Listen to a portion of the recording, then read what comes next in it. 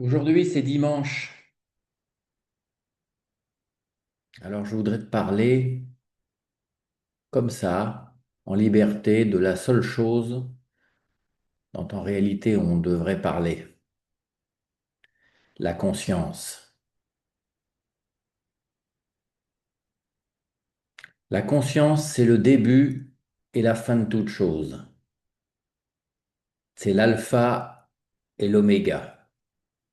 C'est à la fois le point de départ et le point d'arrivée de tous les univers, et ceci de tous les temps, toujours, partout.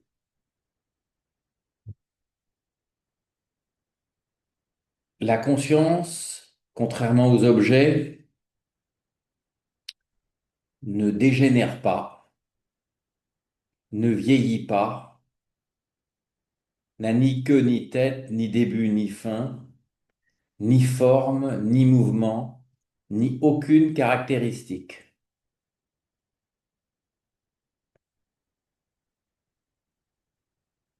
C'est donc l'optimum des potentiels, cette espèce de lieu immense et vide, et pourtant duquel sort toute chose et tout objet. La conscience vibre d'une certaine façon, accepte certaines dégradations de ses qualités primordiales, et à partir de là, cette dégradation produit des objets visibles. Un téléphone, une bagnole, une réputation, la pensée carotte.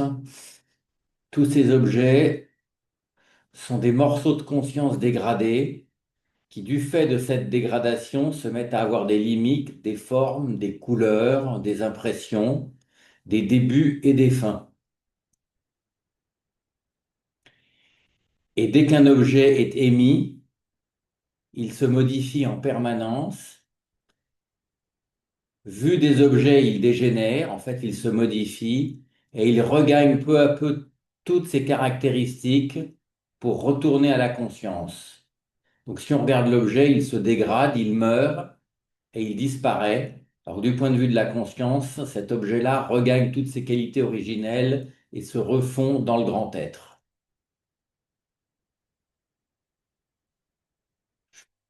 J'ai bien conscience que je t'ai perdu depuis longtemps, mais néanmoins, un grand nombre de personnes, étonnamment, ont regardé ma précédente vidéo sur la conscience.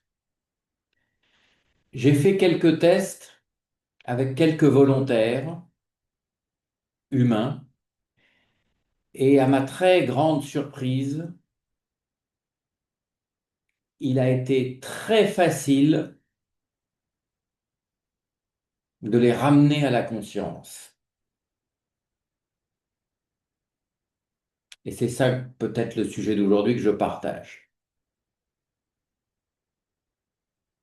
La conscience ne se décrit pas, la conscience ne se raconte pas.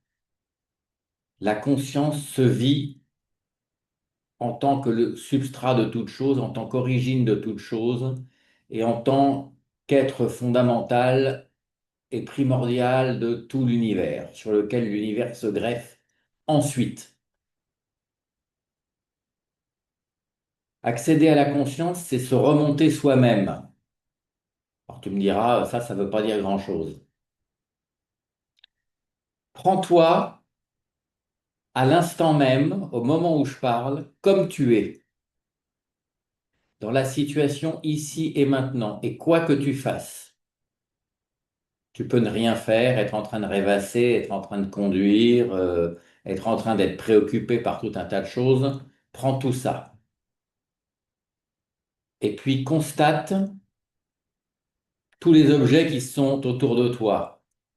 Les meubles, bien sûr, les personnes, les situations, la météo et ce que tu es en train de faire. Prends conscience de tous ces objets. Et ça, c'est relativement facile. Tu le fais tous les jours. Ici, maintenant, je suis en train de faire une vidéo. Je prends conscience de la souris qui est là, du micro tout neuf que j'ai acheté. D'ailleurs, tu entends peut-être la différence. Je regarde la caméra. Je vois la pièce dans laquelle je suis. Tout ça, chacun applique-le à ce que tu es, ce que tu es en train de faire là maintenant. Et puis remonte d'un cran, prends conscience de la conscience. Et là, la conscience ne va plus regarder les divers objets qui t'entourent à l'instant même, mais elle va s'observer elle-même dans le vivant. Et ça, c'est très facile. Et en plus, c'est très naturel. En fait, c'est la seule chose qu'on sait faire. Qu'est-ce que tu vas voir quand la conscience va être consciente de la conscience? C'est-à-dire la conscience va être consciente d'elle-même. Qu'est-ce que tu vas voir?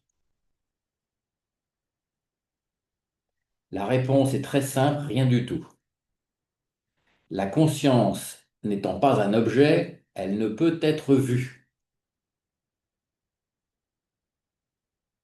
Qu'est-ce que ça va faire au niveau de ta vie? Et là, je t'attends. Et là, je développerai si j'ai des réactions. Je ne développerai pas si je n'ai aucune réaction. C'est un truc simple, c'est un truc qu'on devrait enseigner aux enfants à l'école, parce que se remonter soi-même, on atteint relativement facilement l'origine de toute chose. Et là, que se passe-t-il? Parlons-en. Salut.